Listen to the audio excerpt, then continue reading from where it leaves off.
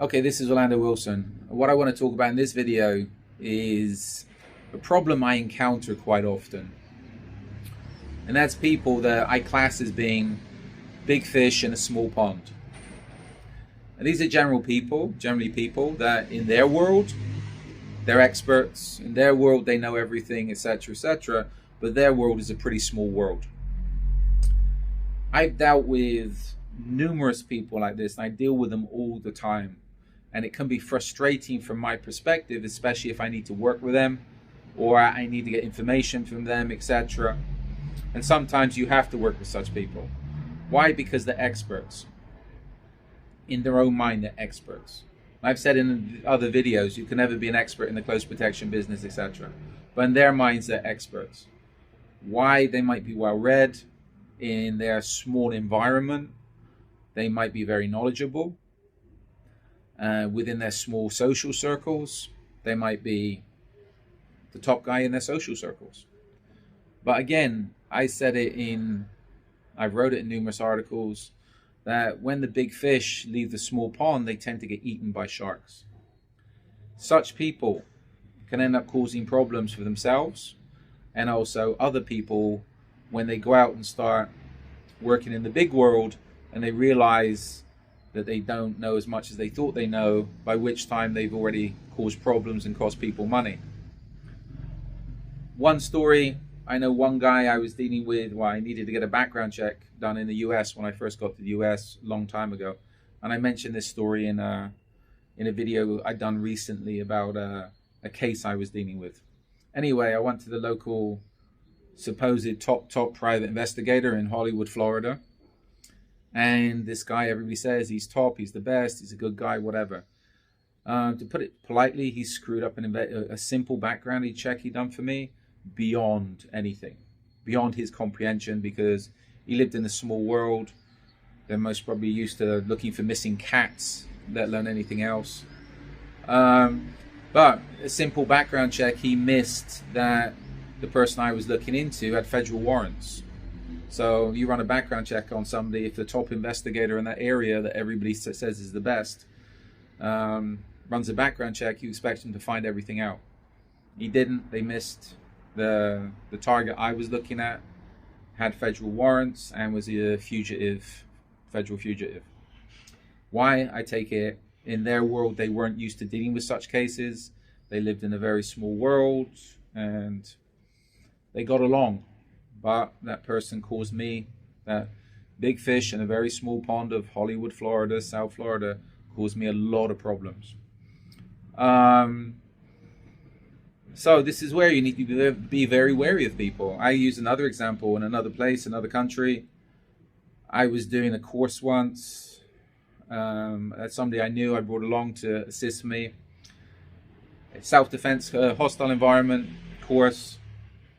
This guy was assisting me with the self-defense phase, and he started telling people when we was talking about pressure points on the body that there's a pressure point here under the nose. If somebody's hit there, they'll die, etc., etc. There's a kill shot here. And to be honest with you, I was like, "What are you talking about, etc." And again, he started arguing with me in front of the students.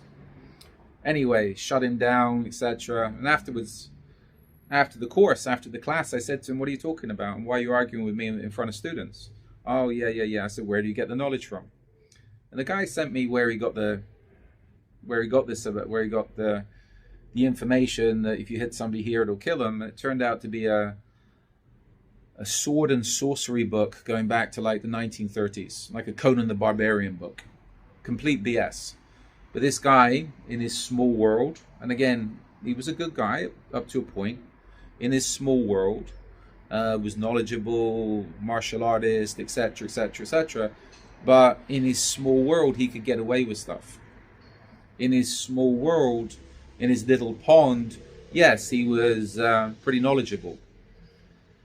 But once he started dealing with people that actually knew what they were talking about, and I had students on that course that were scratching their heads when he started talking about a few things, it was like, okay, you're out of your pond now, you're in the sea. You know what? You got chewed up pretty quickly.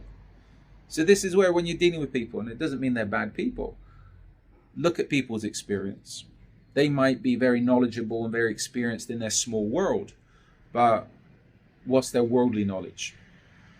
And again, sometimes we have to rely on people with the local knowledge. But again, these people will become annoying when they think they know everything. They know more than you. And again, it's how can I put it? It's not that I know more than anybody else, but you have to cooperate with people. And you have to respect people's experience and respect people's background. The issue is with a lot of these big fish in their small ponds, they don't respect other people's experience, they don't respect other people's backgrounds because they think they know everything. And in the close protection business, the investigations business, you can never know everything. I'm constantly learning on a daily basis. So I'm very wary of such people. They can be very, very difficult to deal with. If you're one of those people, I hope this video gives you a few things to think about. But when you're dealing with close protection investigations, as I said, you have to be open-minded. You have to respect people. You have to respect people's backgrounds, and a lot of it's about cooperation. And in a lot of cases, I've been in this business over 35 years now. I'm still learning every day, and it's co-learning. If you're working with other people, you can learn from them, they can learn from you, and there has to be mutual respect and cooperation.